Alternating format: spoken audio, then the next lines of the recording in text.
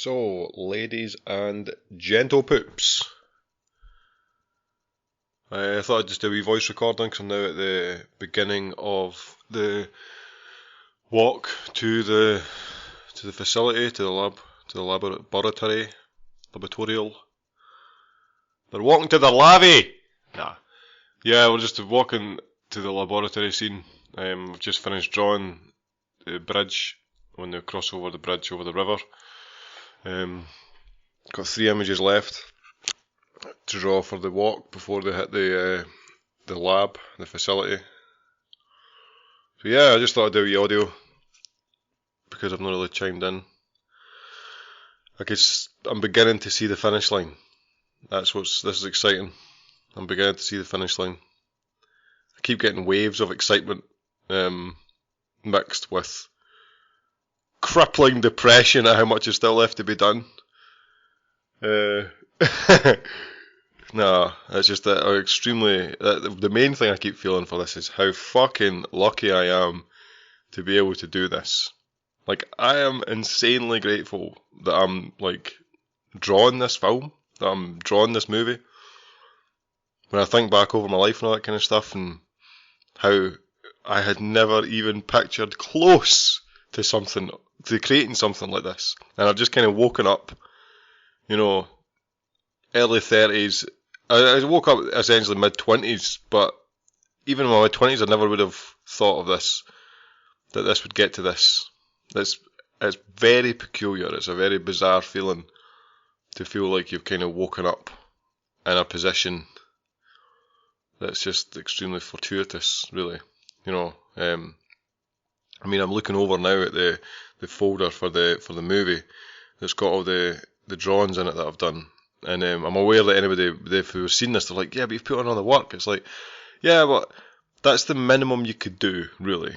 If you get put in a position where if somebody said to you, you've got like, if you crossed this mountain, you can have any desire, £1 million, fucking anything you want on the other side. But you have to cross the mountain. You should just be grateful that you got offered the opportunity to cross the fucking mountain.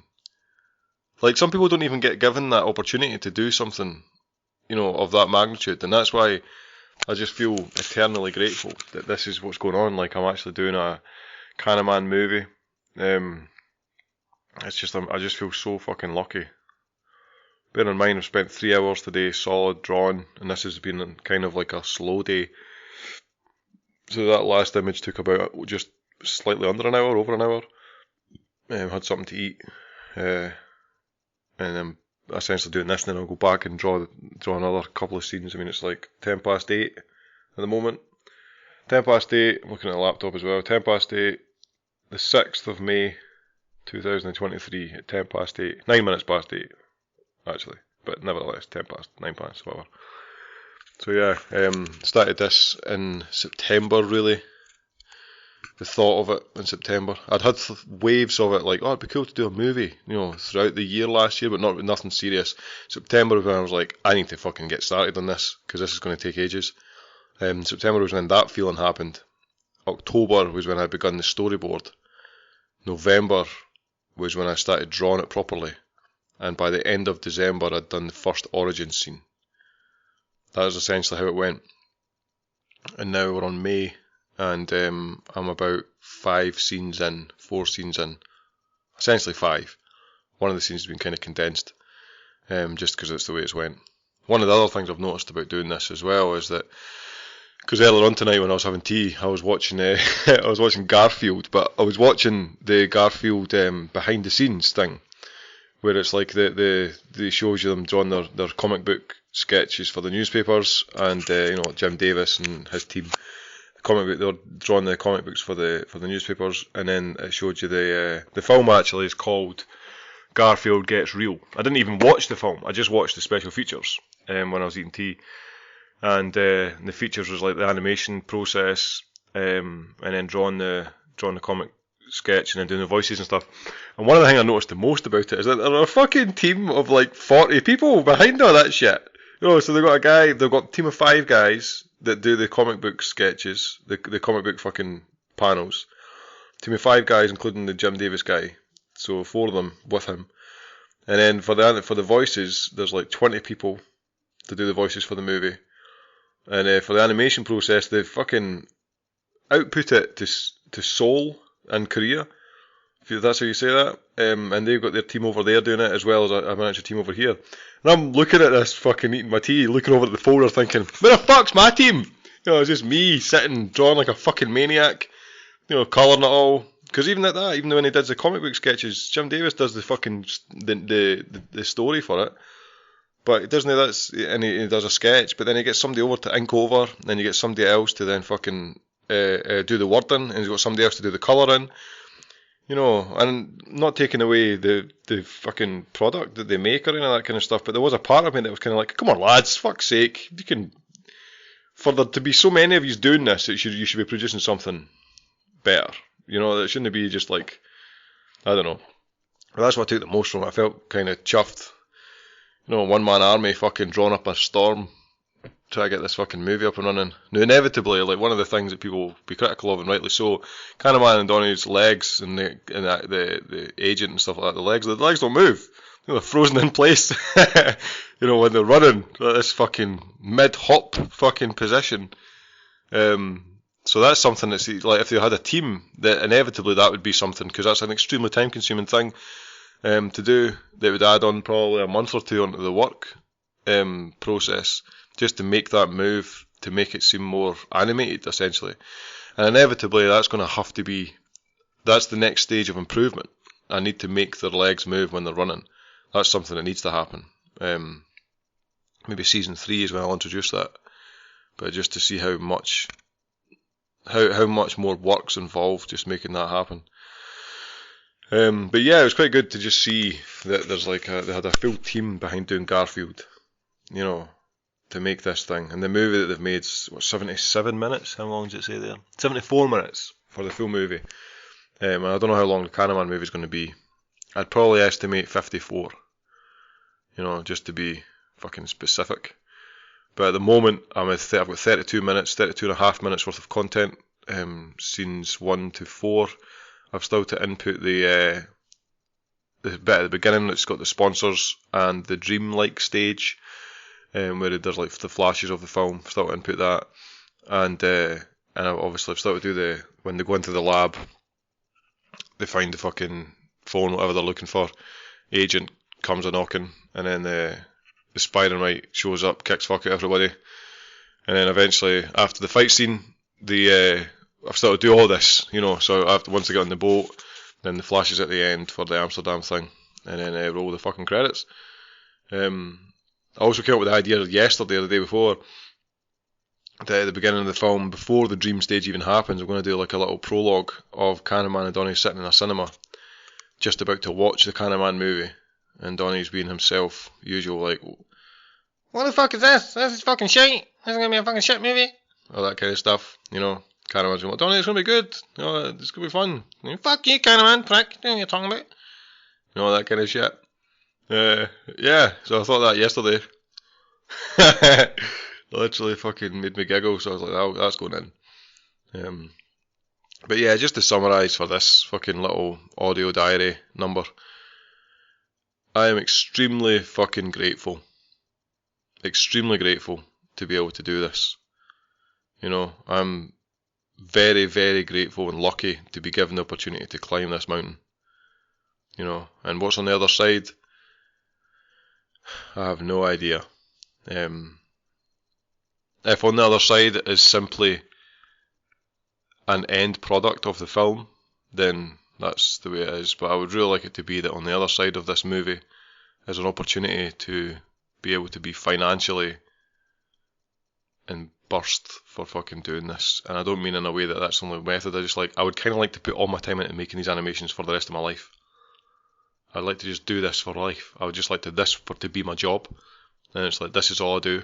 And this is all I do to make money. This is like, money comes in, and this is just sustainable, and it's, you know, this is all I do. Whereas at the moment I'm working, you know, I'm doing a job whilst making this stuff, which fucking sucks, you know, because it takes you away from your craft. And inevitably, when you're going into a work position, you're adopting a persona that isn't authentically you. You know, you're adopting, like, if you're a fucking gardener or a chef or a doctor or an engineer or whatever the fuck. Like, unless it's your passion, unless it's something that you have like dreamed about, and then you're now doing that job. If it's not a passion, and if it's not a dream position where it's like you're a kid and you're like, fuck, this is what I want to do, if that's not what's going on, you're adopting a false persona every time you go to work. And that's what I feel like. Like, that's not my passion to do any job other than doing these animations and building the CANNAMAN fucking empire, franchise, enterprise, whatever you want to call it. You know, that's where my passion lives. That's where like my heartbeat has got fucking CANNAMAN and Donnie on it. Interestingly, I'm pretty certain this, before the movie's out, I'm going to be getting a CANNAMAN and Donnie tattoo. I've got to, you know, because I was informed by a friend that she was going to get a CANNAMAN tattoo. And fuck that, if somebody's getting a CANNAMAN tattoo before me. No way, man. I don't know what that is. Is that juvenile? I don't know. But I just thought it was pretty cool, and I always kind of wanted one. So when she'd mentioned it, I was kind of like, ah, shit, better fucking hurry up. You know. But anyway, I just thought it'd be cool to fucking get one done, and just grateful to be doing the movie. It's looking good. It's looking good. I just really grateful to be able to be doing this. Like, I really am. I feel lucky even talking about it. I feel a bit giggly talking about it. Just, I can't believe it, quite honestly. It's like, what the fuck? I know I spent the last almost 6 months building this thing. But sometimes life feels like a dream. And I don't know, that's what this feels like. It feels like I'm watching myself. Like I'm sitting with fucking popcorn munching this, like, oh, I wonder what's going to do next. It's like, it's fucking bizarre. You know. But it's the universe that orchestrates all of this. Each human life is a representation of a geometric fractal. And I think that's what, when you get to that point, sometimes it's just a magical thing, you know. Yeah, I'm just really grateful to be able to do this. So, working on the lab scene at the moment, essentially walking towards the lab scene. 2 more images, maybe 3 more images, I think, left. And then they hit the lab. Looking forward to that, because I'm looking forward to making the fight scene. That's actually why I put on the Garfield. That's why I put on the Garfield movie, even though I didn't watch it. Ended up just watching the fucking thing, as I said, you know, the behind the scenes stuff. I find that stuff more interesting, for probably obvious reasons. But the reason why I put that cartoon movie on in the first place, and I'm going to put more of them on, is to try and capture perspective, so it's going to really enhance the fight scene at the end. Because how shite would that be if it was just like the whole movie's this epic fucking thing, and then at the very end it's like, whoosh, and then roll the credits. Fuck that, that'd be so shit. You know, so I really want to make the entire movie shit hot for everybody watching it. You know, I really want to make it a compliment, and it's inevitably it's a staple in time. You know, you're making this thing, and then it's going to be like that. Once the product's done, it's done. You know, and that's all I want to do. I just want to make the fight scene fucking epic. I want to make it really fucking dynamite. One of the things that I'm really enjoying at the moment as well with the movie is the soundtrack. You know, just putting the sound over the specific scenes, and particularly when Donnie and CANNAMAN are sitting in the cabin, and CANNAMAN's telling them about what happened, how they became who they are. Like there's a tune that's associated with that scene that's over the top of it that's fucking awesome. I really like that. It builds the scene. So when he's talking about them and you see what's going on, it's like the flashback. That there's a tune at the back that's dynamite. I really enjoyed that. There's also like high five to Dr. Gary Yates. Godstar Paradox gave me a fucking brilliant song called The Last Atom, which is a guitar, you do like that. You'll hear it when Donnie's first arrives on the island. You hear it again when CANNAMAN's walking through the island initially before he fights the snake, and you hear it again when they're walking to the cabin. You know, and that really did compliment the film. So I'm really grateful for Gary for sending that over as well. Yeah, and like I say, I've also got a couple other fucking original soundtrack songs. So Super and the Kryptonites, Jay Super, has also handed me over Jar Tail Butterfly, which is the song that's CANNAMAN and Donnie driving to the airport. And there's another song I'm going to put in, so that's already been put in. Another song I'm putting in is the Afterlife song from Super and the Kryptonites as well. And that's going to be the final song for when the credits roll, once the Alchemist's fucking holding his like crystal ball with all the fucking scenes in the middle of it, and then it goes black, and then it's the fucking end credits, and then you're going to just hear Afterlife chiming in. So yeah, getting there, slow and steady wins the race. Pursue what you're passionate about, because even if you don't become monetary and financed by it, even if you're not covered, the fact that you got to chase the thing that made you feel alive, fucking hell, man, that's a reward in itself. Like the fact that you get to do the thing that you're like, because I've said this before, I think on a couple of podcasts, but when you're being creative, when you're engaged in a creative pursuit, a creative task, from something from nothing to then a finished thing that wasn't already here before, that process, that creative process, is the same creative spirit which transforms a small seedling into the largest oak tree in the world. You know, what started as seeds to then become an Amazonian jungle is the same creative spirit which channels itself through human endeavour. And I think that's what's so magical about the process of creativity. And you can kind of muddy it by saying it's not of that magnitude, but you're just looking at a small end of the scale if you don't see it that way. You know, when you truly chase your passion and your dream, and you take it to the outmost limits of what's possible, you see that it is the same creative spirit. And it's fascinating. So I'll just wrap that up there, and I look forward to the next audio diary.